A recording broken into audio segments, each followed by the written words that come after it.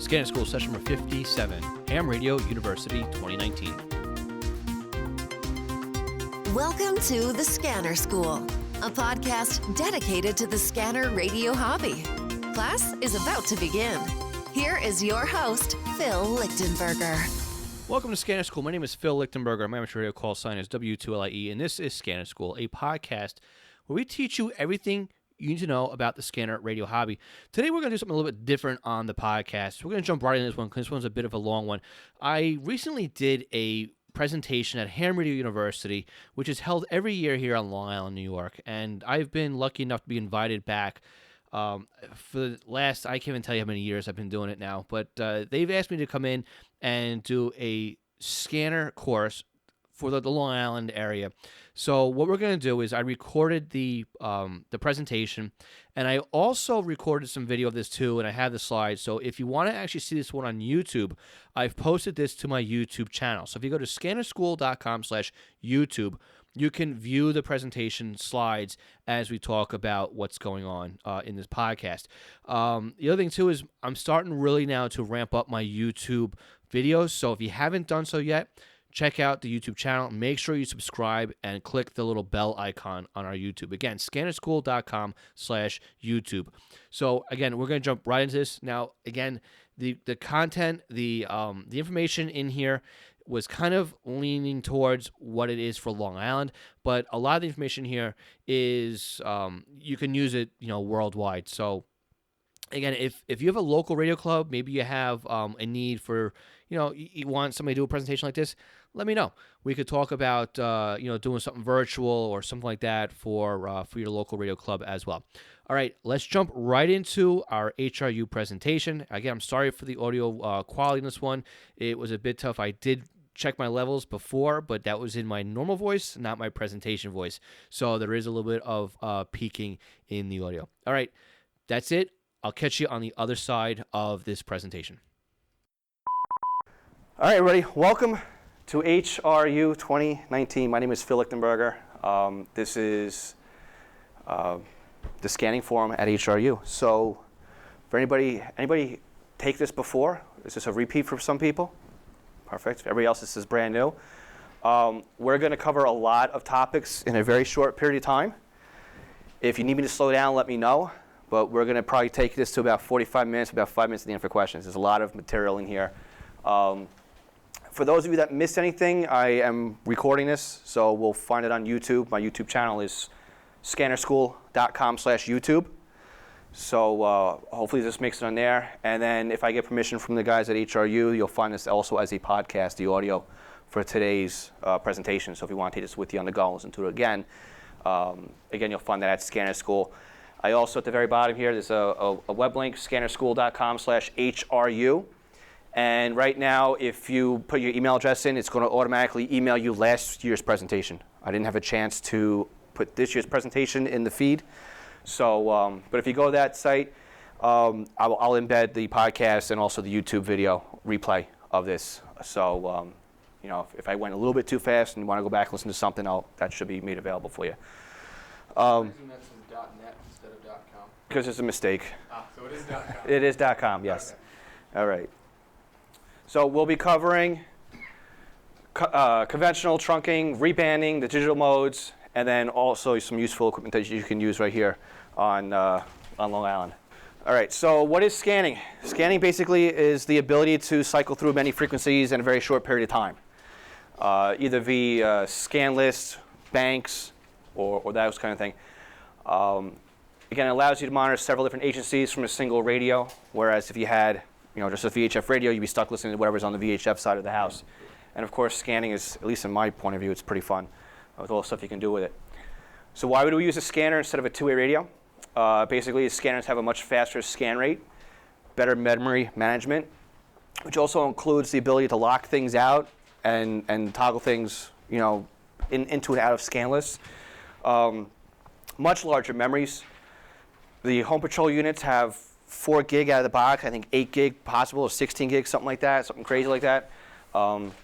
Needed in scanners like the 996P2 has 25,000 memory locations in it, so that's quite a bit. Also the ability to monitor complex systems such as analog P25, DMR, NXTN, trunking, conventional, all from a single radio. Instead of paying, $6,000 for an APX series, commercial grade scanner is take a zero off that on the high end side. So also some more complex functions such as RF scopes and digitals and logical channel functions and whatnot in the higher end scanners.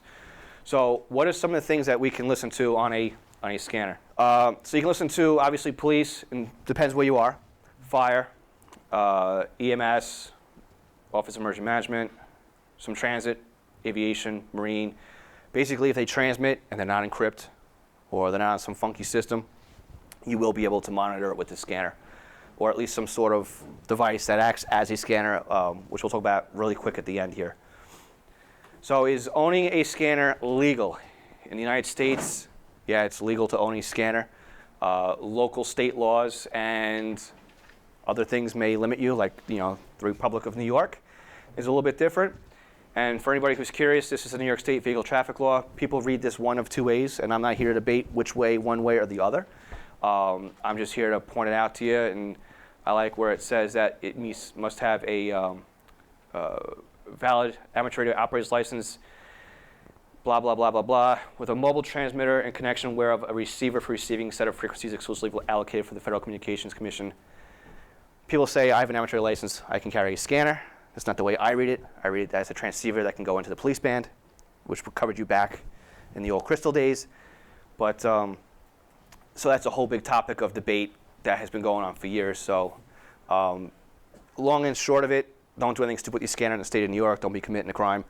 Keep your nose clean, and if somebody bothers you, you answer all their questions. That's really all I have to say about it. Is it legal in New York? So we're all amateur radio operators in the room. We all understand basically conventional radio, point-to-point, simplex, duplex, repeaters. Okay. For real quick, for anybody who didn't want to answer, simplex, example of this would be single frequency fire ground. Everybody transmits and receives on the same frequency, point-to-point communications, those kinds of things. Repeaters, basically, repeater on a high elevation, allows you to have a bigger footprint.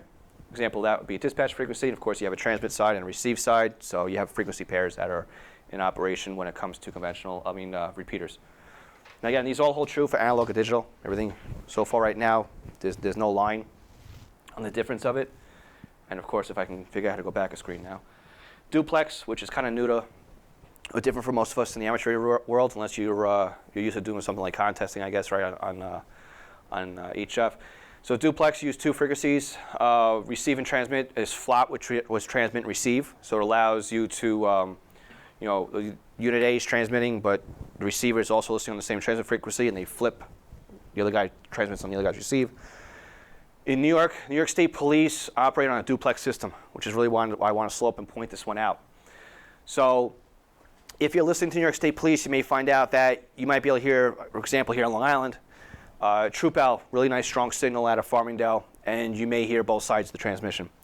But when they go ahead and they talk to a unit on the Parkway frequency, you're only going to hear maybe the dispatch. You're only going to hear Troop L. You may not hear the cars coming back. Actually, the dispatch, the Parkway frequency is simplex. That's a bad example. But there are duplex frequencies in use here. So when Troop L dispatcher transmits, the cars come back on a different frequency. When you set up your scan lists for New York State Police, my thought usually is to set them up in their own scan list. Set them up like on the unit and radios. You can set the hold time on a bank or a favorites list. Set the hold time for 3 or 4 seconds. This way, when it finishes going through the handful of New York State Police frequencies, it sits there and cycles through them all. So it gives you the opportunity to catch both sides of the transmission. If you didn't do that and you ran through maybe the dozen New York State frequencies and then went on to the rest of whatever your scanner was going to do, you'll miss whatever was happening for the state police. That's called hold time? It's called hold time, yes. Delay time is the amount of time that you stay on a frequency, Yes. but the hold time is the amount of time you stay in the bank or the favorites list. So with analog scanning, it's no different than we are used to with amateur radio with analog, right? You have PL tones, which is basically a CT CSS subaudible tone. It allows basically filters on who you can hear and who can hear you kind of thing. There's also DPL, which is an upgraded version of it. It's a digital coded squelch, same principle as PL. Again, we're all pretty much familiar with PL and DPL in the room. Okay. Okay, so now we'll go on to digital scanning, which I know a lot of us are, many of you are getting into or starting to understand now because of the way things are changing here. Nassau County years ago went P25 with what they do. We all of us in Nassau County understand that the police are encrypted, so it's a headache, but there's still stuff to listen to on the P25 system. Nassau Medcom, fire marshals, hazmats, they're on the trunk system as well. Suffolk County is rolling over now to a P25 Phase 2 system. That system, I am going to assume, will be more populated. I guess maybe not full-time by the end of the year. I believe they're waiting for more transmitter site, but the Suffolk buses are on it. Southampton Village is on there. There are police talk groups on there already. So they are playing with it. They are going to make the move. So digital is where you're going. If you're going to buy a scanner today, I would really recommend buying something that is Phase 2 P25 capable. When you talk about digital, we need to understand that there's really two types of modulation schemes that we can use here. Not modulation, but the way the frequencies are broken up. You have FDMA, which is very easy for us to visualize. Coming from an analog world, coming from amateur radio, FDMA basically stands for frequency division, multiple access is what the acronym stands for. Short story with FDMA is if you're transmitting on a frequency, you own that frequency for the whole length of time that you're using it. So as an analog user or a digital user, there's really no difference in the real state that you're using. You've tied up 451.0 for the whole length of time that you're using it. Nobody else can use it while you're on it. Once you dekey, somebody else can use it. Frequency division basically means that if somebody else wants to key up, they have to be on a different frequency. So repeater pairs, input outputs, fireground, dispatch, tactical channel, dispatch, those kinds of things would be considered FDMA. FDMA kind of kicks in when it comes to digital because it allows you to split the signal in half and put two people on the same bandwidth, which is really no different than again, narrow banding today anyway in the analog world.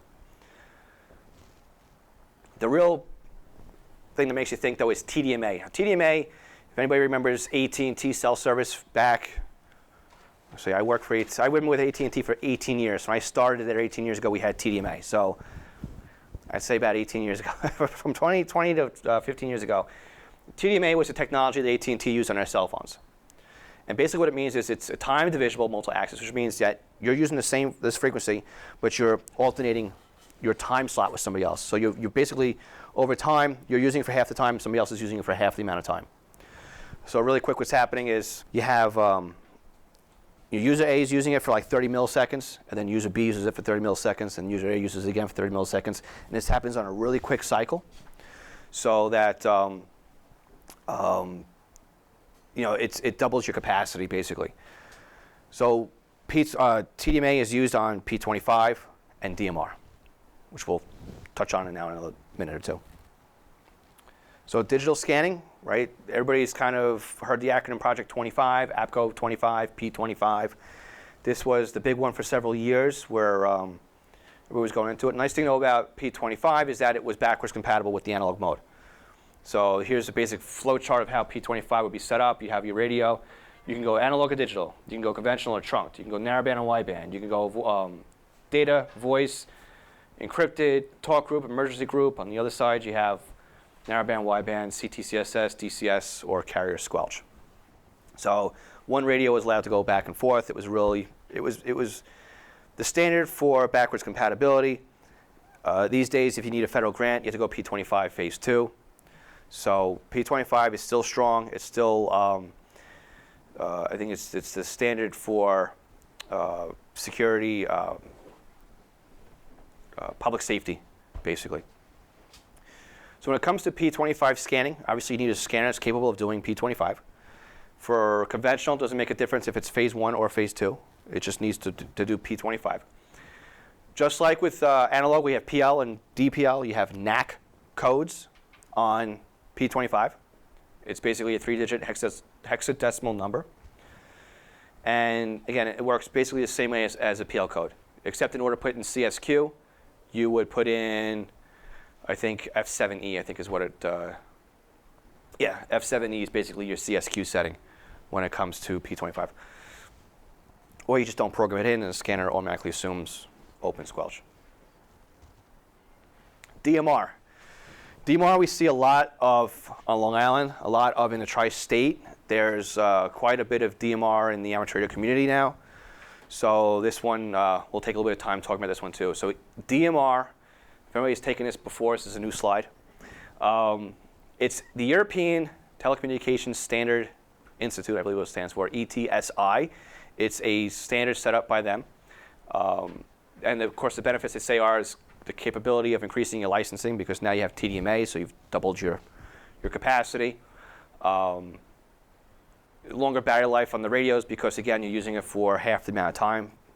I don't know how much that comes into play, but there's a lot more coming out for DMR. Some of the scanners are able to receive DMR, especially the ones that do P25. With Uniden, it's usually a paid upgrade. When it comes to Whistler, it's included, but you're going to pay more for the radio out of the box. So it's kind of a trade-off as to whatever it needs. So again, DMR is strictly digital. There's no analog transmissions in DMR. 2 time slot TDMA, and the trick here is that it uses the AMBE plus 2 vocoder by DVSI. So does P25. So there's some similarities between that. And also when we talk about NXTN also uses the exact same vocoder. So with DMR, we have what are called color codes. And that's not a misspelling on the word color. That's European standard, right? So just like in PL or DPL for analog, you have color codes, values 1 through 15. And don't confuse a color code with a RAS key or a restricted access to system key. What a RAS key is, if you're on a commercial network and you have a radio that wants to transmit on the network, the RAS key is the authentication to get you to be able to use that repeater. When it comes to scanning, there's no need for a RAS key because we're just receiving it. There's no authentication. There's nothing going on. People sometimes mistake RAS keys with encryption. It is not encryption. It's just an authentication method to get on the system. So again, since we don't have to worry about it, that value is ignored by scanner radios. But just for your information, it's 6 to 24 characters long, 26 alphabetical letters plus the 0 through 9. Do those RAS keys give up on who's using it? Do they give them? You have a radio ID or unit ID in the radio, so that would be the way of knowing. But if somebody clones, Like some NAC codes, you say, oh, this is a known federal NAC code or whatever. Mm-hmm. Those RAS keys, are they? Also we don't know what the RAS keys are. They're hashed out over the on the layering, but as scanner radio, we don't really need to worry about RAS codes anyway. As far as I know, we can't figure out, and I'm not. Like I said, it doesn't really. As a scanner user, doesn't matter. Don't need it. Yep. Got it. So NXTN, this one's a bit funny. NXTN stands for Next Generation Digital Narrowband. It's an ITU-R accepted mode of digital radio, created in 2003, and it's meant more for the business environment, oil truck deliveries, security type of things, commercial establishments. Can be configured as 6.25 kilohertz or 12.5 kilohertz, and it uses FDMA, whereas DMR and P25 use TDMA. NXTN uses FDMA. And there's several flavors too on NXTN. We have Kenwood has their own flavor called Next Edge. ICOM's got a flavor called IDAS, and then there's also the NXTN standard. When it comes to programming your scanner, you don't have to worry about it. The scanner handles whatever the protocol is. Also forgot to mention too, when it comes to DMR, there's 3 tiers. I must have muted that slide. I'm pretty sure it was in here. So DMR, there's 3 tiers. There's tier 1, which is very similar to our FRS or MERS frequencies here in the States. Basically, it's a for half a watt output, simplex mode only, and non-licensed, and it has a fixed antenna on it. So again, it's like those FRS radios that we're all kind of familiar with. Tier 2 allows you to have more higher output and also repeaters into the network. So it's made more for businesses who need a bigger footprint. And then tier 3 DMR is for trunking. We'll talk about trunking in just a minute here. How are we doing so far? Am I losing anybody? I know I'm going a little fast, but we're going to slow it when it gets into the trunking world. Does everybody here know how trunking works, or is this a mystery to a lot of people? Okay, perfect. So trunking in a very simple form is you have a pool of users that need to use a small number of resources. So what I like to say, for example, is we'll just take the rows in this classroom, right? There's 3 rows here. So we'll make, and plus the back row. We won't leave you guys out. There's 4 rows here. So we'll say each row is its own group, and then I am standing in front, so I am the guy coordinating everything here in the classroom. I would be the controller. The rows here would be the groups or the radio users in the network. And each one of you guys would be your own individual radio user. When somebody in the first row needs to key up and needs to talk to everybody else in the first row, he keys up the radio and he says, hey, controller, I need a voice channel. And I'll say, you guys go to channel 5. Everybody in this row goes to channel 5, listens to the conversation, and once the person dekeys the radio, you guys all come back to me to wait for directions. When somebody wants to respond, I'll say, okay, now you guys go to channel 10. And the whole row goes to channel 10.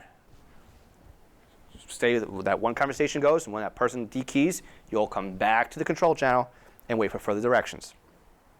This happens over and over and over again. So while row 1 is maybe on channel 5, row 2 is on channel 7, row 3 is not doing anything, so they're waiting for me to tell them what to do next, and the back row might be on channel 1, doing what they're doing.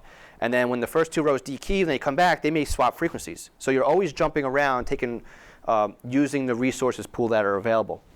So the point really of trunking is that when it comes to, like when you think, just think of repeaters in amateur radio, because it's the easiest thing to talk about since we're all here. Nobody else is going to use that frequency because it's coordinated, right? Nobody's going to use 14685 on Long Island because Limemark's got that frequency coordinated for how many, decades now, right? But that's what I mean. That frequency is now tied up in New York. Think about it on the public safety side, where you have, the UHF band and all these agencies and all these fire departments that have UHF. All of a sudden now, it's a battle for resources. People are now, like it's eBay, they're going on the FCC website and they're sniping licenses from other departments so that they can finally get a UHF channel. And they're not cheap to come by. You got to have them licensed and everything else. But you have departments that are hoarding now frequencies because they don't want to give them up because they have a value to them, and if they ever need to use it, they need a frequency. Now all of a sudden now they're owning these resources that may never be used. With trunking, you have a pool set of frequencies that you can use. And again, for an example, like we were saying here, each row can share the same frequencies. Now we have 4 rows here we're talking about.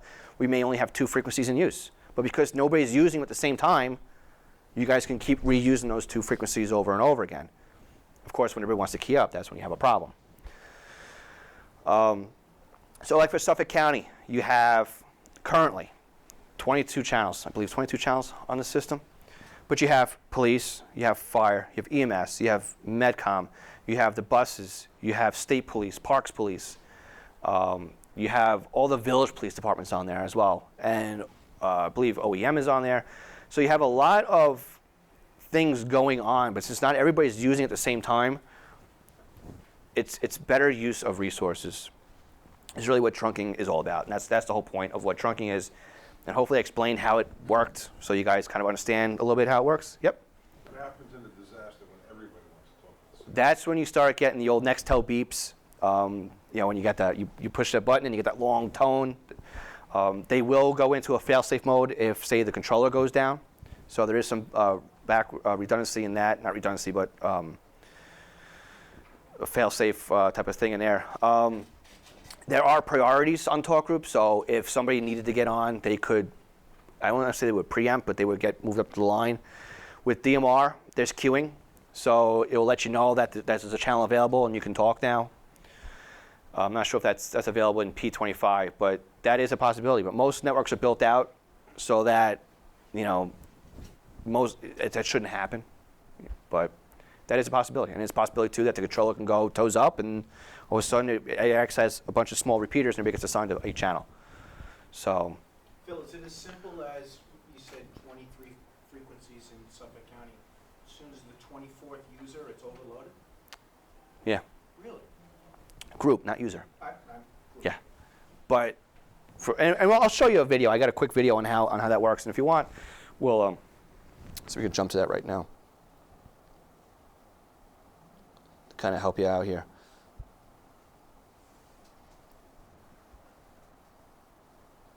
Well, I guess not.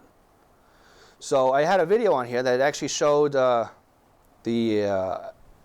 a trunk system was working, because I use a software called Unitrunker, and it allows me to listen to the control channel, but it visualizes what's going on. So you can see all the voice channels, you can see the control channel, and you can see all the users jumping around. So it made a really nice video, but I can't play it here. So what I'll do is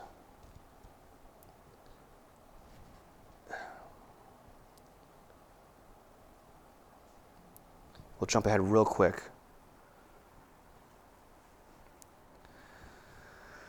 I know it's hard for you guys to see, but this is just a snapshot of what that video was.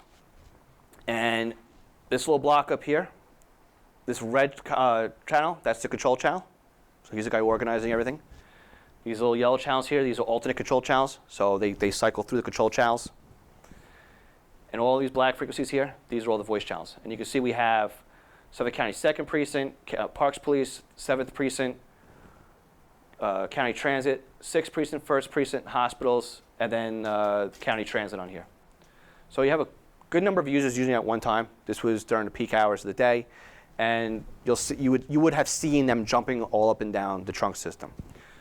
Again, it is a possibility that it could overload, but you would think that the police have a higher priority than the buses, so that they would be able to get on if they need to. Would they just not be able to use the system? You would get a busy tone on the radio, or an access denied tone, yeah.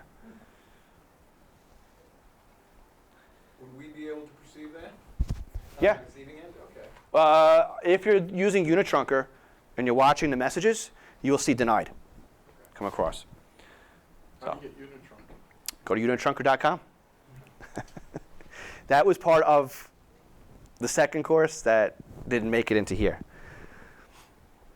So we have systems here on Long Island. We have an EDIX system in Nassau County and also in the 5 boroughs. Motorola Type 2 in the city and Suffolk County until it goes extinct. P25, Nassau, Suffolk, and the city. DMR in the whole tri-state area. LTR standard in the tri-state, and NXTN also in the tri-state area as well. So not so sure about what's up in your neck of the woods, but I'm sure most of these are also there as well. And is NXTN in Long Island at all? Oh yeah, yep. Suffolk County Communications, I believe, is the big communication company that resells talk groups on their system. So And that's Suffolk County. it's called Suffolk County Communication, but they have transmitters in Plainview and on Glen Oaks and all that stuff. It's just the company. Yeah, yep. There's a little bit of everything up there. There's even MPT 1327. Nice. It's useless to me, but Um, it's not something major. It's some dinky agency that Okay. I'm not really concerned with, but I can't monitor anyway. Okay. I think there is software out there that allow you to start monitoring that. So we're going to talk about EDIX just really quick so you understand how it operates and how it works, because what goes on EDIX transfers over to some of the other systems here. EDIX is Enhanced Digital Access Communication System, and what we need to worry about here in Nassau County is just that EDIX standard-wide is what the Nassau County system uses, also what Port Authority is using. So it's a 9600 baud control channel, 25 kilohertz wide. It's a pretty wide channel. And you have to worry about the logical channel numbering. It's the number one thing to take away from looking at EDIX. You need to know exactly how the frequencies are laid out in the system and put them in exactly the same way in your scanner. So you have to put, say in Nassau County, there's 17 frequencies. You got to put them in order.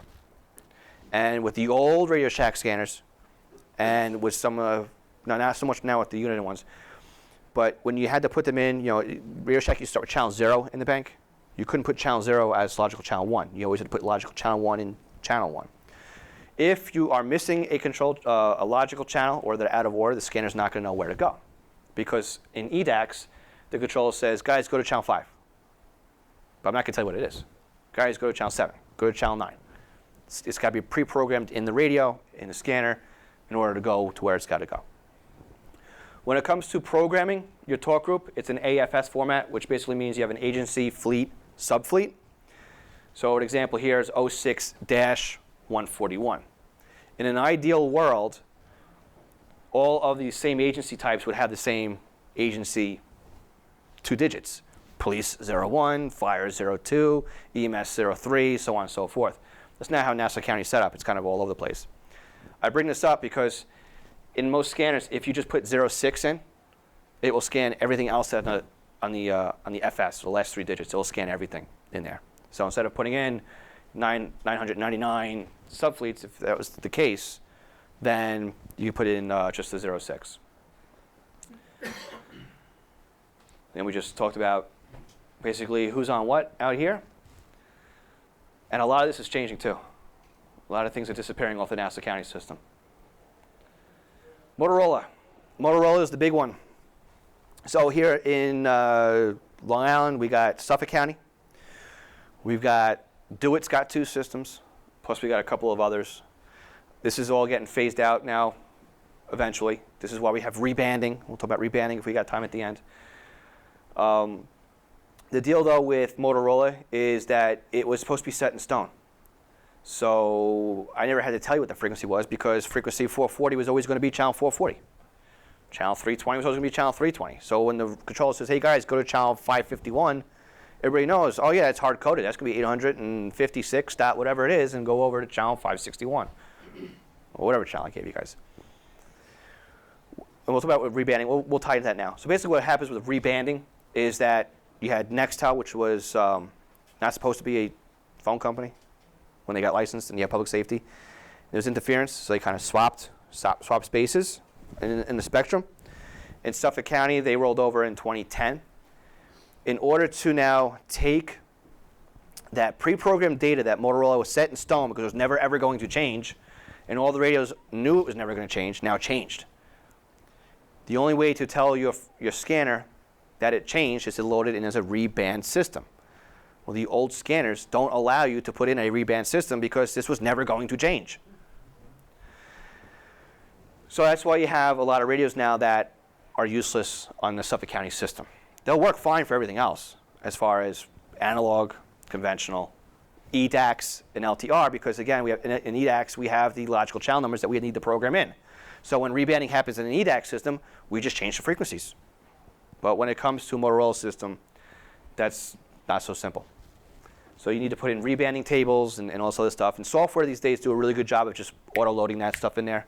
So I would suggest saving yourself a little bit of a headache and look at programming with software.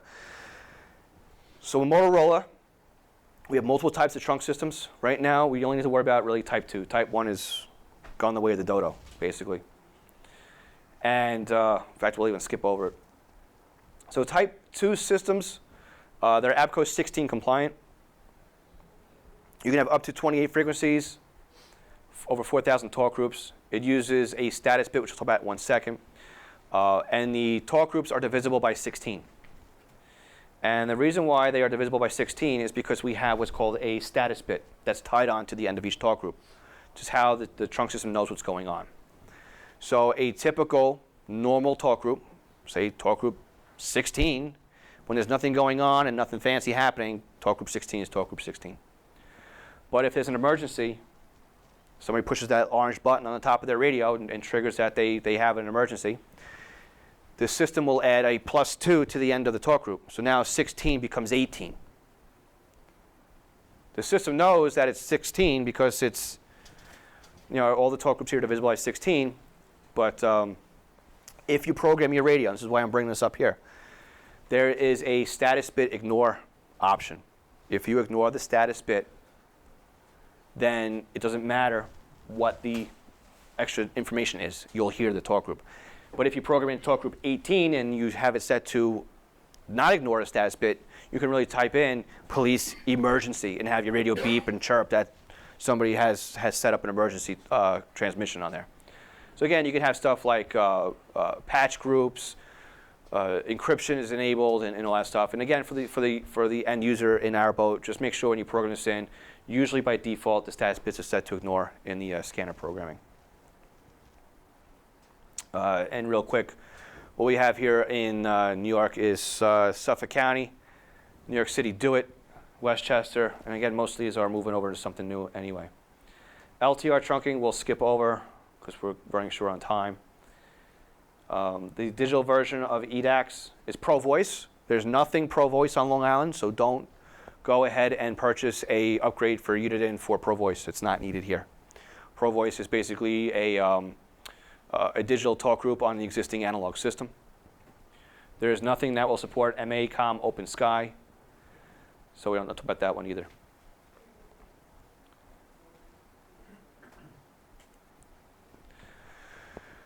I'm just jumping over a couple of the technical stuff and getting into the useful stuff right now because we're after 9:30 already.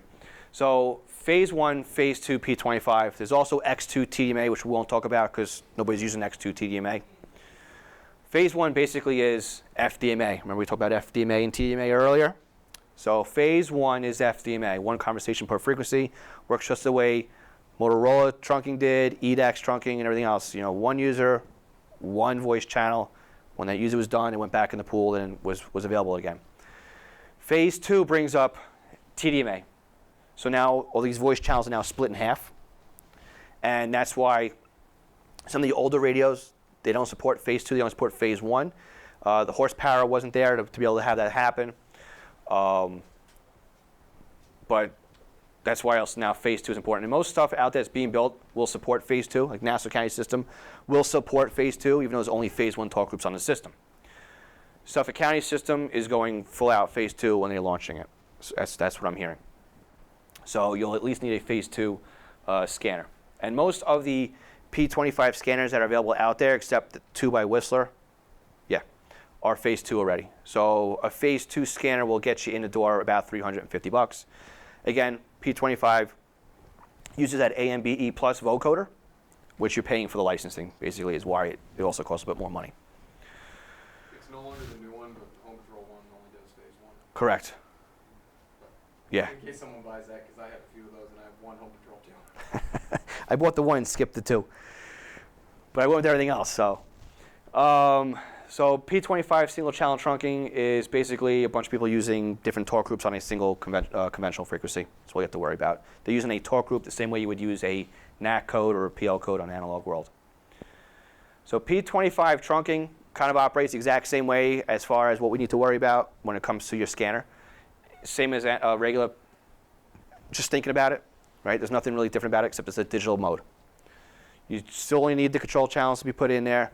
You don't need to worry about rebanding because everything's now given to you over the air. You can break down the system into zones, so wherever there's radios registered to, that's the only transmitters that are going to be used. Like in Nassau County, there is a north zone and a south zone, or they call it Oyster Bay and primary. So if you have EMS units all over the county, the Medcom channels are on both the Oyster Bay and the primary simulcast. Town of Oyster Bay North, or town of something north, is also on the trunk system, but they're only on the North Shore. So their talk group only happens on the Oyster Bay simulcast. It doesn't get repeated on the primary. So again, it's a better resource, better use of resources. So the trick here, though, is when you program your scanner, you can program in the north zone and south zone, and then if you're scratching your head trying to figure out why you can't hear what you think you can hear, because they may be transmitting on a set of sites that you're not scanning. You know you're scanning the entire system, you're not monitoring that site, so you're not going to hear that transmission come up. So here in Long Island area, we got Nassau County, Town of Babylon. New York City's got a system on 700. Metro 25 is a state system out of the city. And Suffolk County P25, which I would assume is going to be getting busy this year. DMR, Tier 3. This is the DMR trunking. There's 3 flavors to worry about here. As far as scanner users go, we really don't care. Because the scanner takes care of what it is for us. But when it comes to listening to it, as far as listening to the control channels, you're going to hear a couple different things that are different. So the 3 flavors are Capacity Plus, Connect Plus, and Capacity Max. You also need to make sure you have your logical channel numbers in order, again, just as you would have in, which we didn't talk about, LTR and EDIX. Usually they're in pairs, so logical channel numbers 1 and 2 are the same. So figure TDMA, right? Time slot 1 or time slot 0 is channel 1. The second time slot is channel 2, logical channel 2. So it'll be the same frequency for 1 and 2, same frequency for 3 and 4. Capacity Plus. is single site or link sites, and it uses a rest channel instead of a control channel. So basically what happens if we use the same example we used before and how trunking works, I'd be the control channel, but I'm just sitting here silent. I'm not doing anything. Every once in a while I'll say, hey, I'm still here. And you guys go, okay, I'm in range. So that's how the rest channel works. If row 1 decides they need to talk, I tell everybody else, hey guys, go to the next rest channel. You claim this frequency, you can use it. A little bit backwards than what we're used to. Once you guys are finished talking, you go and join the other people on the rest channel they just moved over to. So it's a little strange to see how this works compared to all the other trunk systems that are out there. And again, if you're using the first channel and everybody's on rest channel 2 and somebody needs to use it and everybody gets pushed to rest channel number 3 so that the people who want to use channel 2 can use channel 2. And you work your way all the way up to the top channel and then the rest channel goes back down to the beginning. DMR Connect Plus, you have a dedicated voice channel, a dedicated control channel, so it's more of what we're used to. You'll hear the control channel keyed up basically all the time. When users need a voice channel, they get sent to a voice channel. Again, you need to know your logical channel numbers, just like you did with Capacity Plus, except now Connect Plus has been replaced by Capacity Max, which is now fully compliant with Tier 3 standards, the other two weren't. Again, dedicated control channel. You can add a secondary control channel if you need more capacity on the system.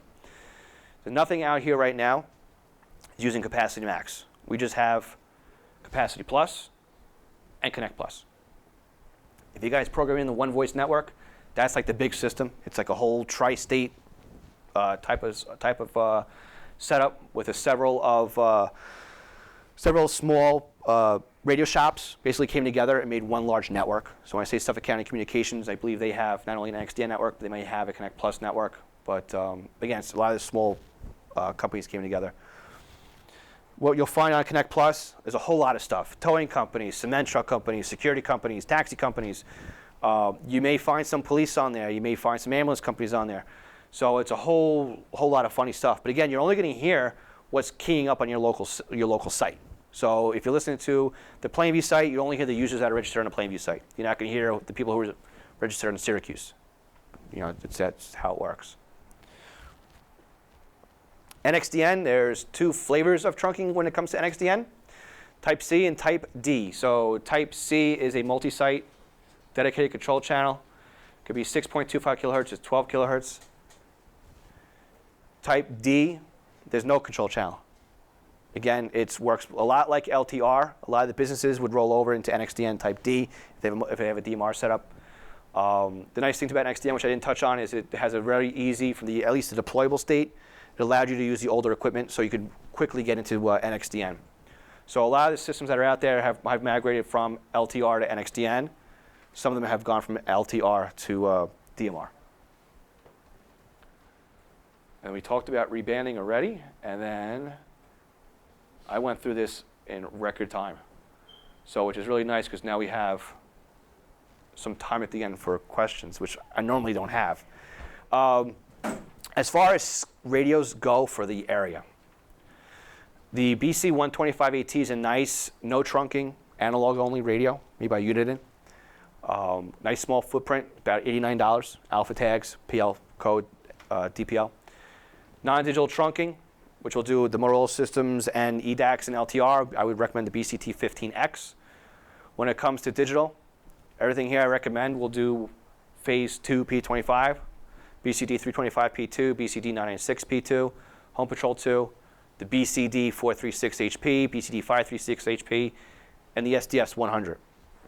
SDS100 is a $650 radio. It's Uniden's brand new unit. It's supposed to work really well in simulcast environments. Yep. Except we don't really have simulcast out on the island to worry about. A lot of other areas do have simulcast. And what simulcast basically means, if you weren't here earlier, before we started the presentation, you have multiple sites transmitting the exact same thing at the exact same time, but it comes to you a little bit out of phase. Remember when we had analog TV, we had ghosting that would show up, multipath type of issues. Scanners don't do a good job of putting that information back together again. The SDS has a whole different algorithm. It's called IceQ scanning on how they do that, and we won't even go into that. It's a whole other 50-minute class. When it comes to Whistler, If you like the way that your old Radio Shack Pro units work, you want a Whistler radio. Whistler, GRE made radios for Radio Shack. GRE got acquired by Whistler. Whistler then made radios again for Radio Shack, and then they make their own radios now. So the WS1010 is an entry level line. They don't make any non-digital scanners, but you have to watch out for Whistler because the first two here, the WS1040 and the 1065, don't do P25 phase 2. They don't do P25 phase 1. And then the TRX1 and TRX2, they're the right now the current top of line ones until the new ones come out, which we hear are going to be soon.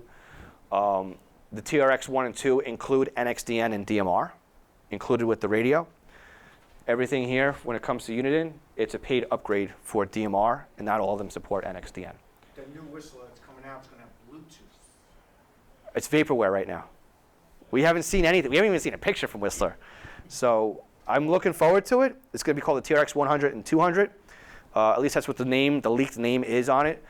But with anything else, Uniden says, hey, we got this radio. And Whistler had to go, well, I got one too. But, just to keep things going in the... Is the sorry. Home Patrol 2, going back to this one, the Home Patrol 2, is that, what interests me is driving down 95 and have it automatically finding systems as I'm going down. My friend used a Home Patrol, loved it, put a GPS antenna on the roof, also did it via train. Do those BCD 436, do they have that same capability? Yes. So they do use the Home Patrol database, which is what the HP at the end of it means. Basically, you use software. It's called Sentinel. Though the Home Patrol 2 and 1 share Sentinel, and then the 436, 536, and SDS 100, and the new 200, they have a different version of Sentinel. But it's the same thing. It takes the radio reference database. So for free, you can just pull the radio reference database. Yep. And you can program your radio that way. It does have the geotagging in it, either with rectangles or circles. So as you're driving, it will turn the lists off and on for you if you have a GPS hooked up to it. So the Whistler TRX 1 and 2 also, I believe they do. I know they do the radio reference database import. I'm pretty sure they do GPS, but not 100% sure. I haven't played around with that at all. The Home Patrol 2, that does have DMR upgrade available. I was told by Uniden, unless the guy didn't know what he was talking about, said the Home Patrol 2 you can't. Then he probably, yeah, I don't, Okay. yeah. And then is the SDS 200 a base model instead of like handheld? Yep. Anybody else have any other questions? Great job, Phil. Thank you. Ed? Thank you. One of your slides, on the right side was a trunk system, and under it said NYPD simulcast. That one. The Metro 25. Yeah, they had Citywide 3, I think, is tied into that group. It's tied into there. So, but the footprint on that one really isn't the greatest. Yeah, I So, had trouble yeah. picking it up. Yep. So, but there's more stuff popping up. So it's really cool. Do you guys have any questions? Because we'll talk about SDR real quick if you want, which is really cool. Okay. So there's no slides on it because I wasn't really prepped to talk about it. But if you guys are interested, SDR you can get into for $30. You can buy these new ELEC USB dongles, and they plug into your laptop, and they're basically a receiver. They're modified to be a receiver. And the things you could do with it are pretty amazing. So you can tie it into a piece of software like Unitrunker and see what's going on these trunk systems we talked about. You can get a visual of all the overhead. You can tie it into software called DSD Plus, which allows you to monitor NXTN, P25, DMR. If you had a DV dongle, you could do D-Star, I believe, with it as well. And again, for $30, you got a receiver and free software allows you to do all this stuff.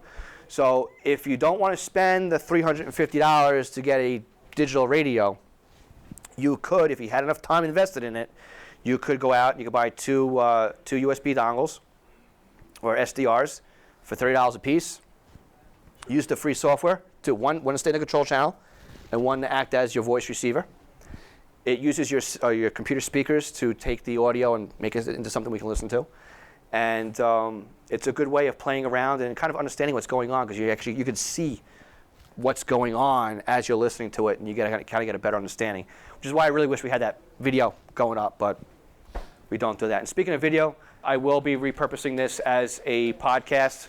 So if I went too fast, you want a refresher, my website is scannerschool.com. The website at the bottom is incorrect. It's scanschool.com, not scanschool.net. If you go to scanschool.com/HRU, I'll email you the slides right now instead of for last year's slides. So by the time I get home, I'll do this year's slides. And when I do the podcast editing, then this audio that I'm doing today will be available for you guys to re-listen to. So I want. You can use those dongles also to do Mode S also for aircraft. I do. I use that too. Yeah, I know Ed. You do that as well. I've seen you on the server. So I do talk about that in the podcast as well and set that up. And I had Plane plotter, what do you use? right now I just use the built-in what's it called? FlightAware. The FlightAware server. Yeah. Check out plane plotter. I'm on their mailing list. I just haven't had time to play around with it at all. Phil, quick So- question. yes. with that. If you're using like FlightAware or something, do you have to upload to their website, or I mean, can you just use that on a Raspberry Pi and view what's going on? I think for them you have to, if you're going to use their interface, you have to upload it. But with Plane Plotter, you can do it locally. Just with Plane Plotter, you don't have to. We had to have the receiver, Right. and then you can then do it. But Plane Plotter is commercial software. So But there's monthly fee for Plane Plotter, right? I'm not sure if it's monthly fee or if it's a flat-out license. And is that with a Pi or is that with your laptop? You would need, good question, I'm not exactly sure. Yep. So there is a Raspberry Pi forum going on right after this. Okay, yeah, but I do use my Raspberry Pi to do the FlightAware, and I can log into it. I get a nice little web page, and in fact, I was doing it with the air show, just watching all the planes stage off the beach, and then you'd see them come in and do their exercises and. You use fly- FlightAware for that? Yes. Yep. But you upload the FlightAware. I did at the time. I've taken it offline since then, but yes. Yep.